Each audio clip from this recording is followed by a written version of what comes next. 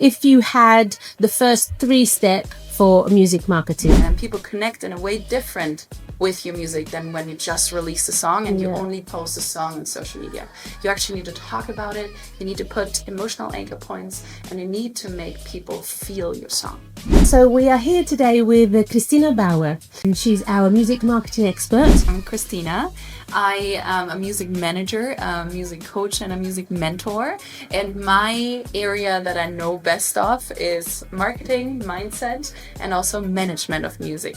If you had the first 3 steps or fundamental steps for music marketing. Today in the masterclass, we actually talked about the 4 pillars of your artistic DNA, emotion, story, and your personality. So we want to formulate those first, because you really want to be sure about who are you, why do you do music, what kind of music do you do, how are you really recognizable for the people. So that's the very first step. And then I normally sit the musicians down and I say, let's do strategy. Let's strategize this whole thing. Because it's so sad, and it makes me so sad if artists just release their music without a strategy, without a plan, because it's such, they put so much money, so much passion, so much strategy behind the music, but not behind releasing it properly and marketing it properly, which is really, again, makes me sad, because no people can actually listen to the song. So you want the people to listen to your songs and actually really feel your songs and feel you. So we make a strategy, and I would never release an album at the moment. I would, if you're starting out as a musician, I would release singles and then an EP actually. And after 2 EPs, you can summarize the EPs to an album.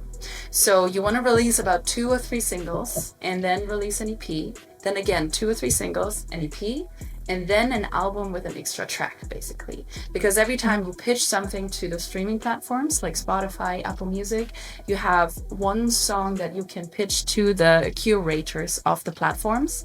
And you always want to have that advantage. And with every release, you want to pitch a song which can be actually on the editorial playlists of the streaming platforms and can actually give you a really, really big push. I'm actually going to talk of one of the artists that we manage.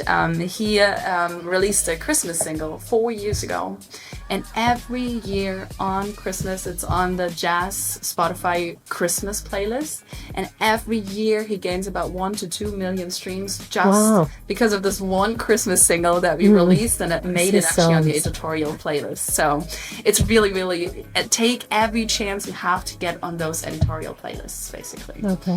Leave about 4 to 6 weeks between the songs, because then you can actually work the song. You can work the song on social media. That's another thing a lot of people miss, or a lot of musicians miss, is actually working the song on social media, actually giving emotional anchor points for people on social media to connect with your song.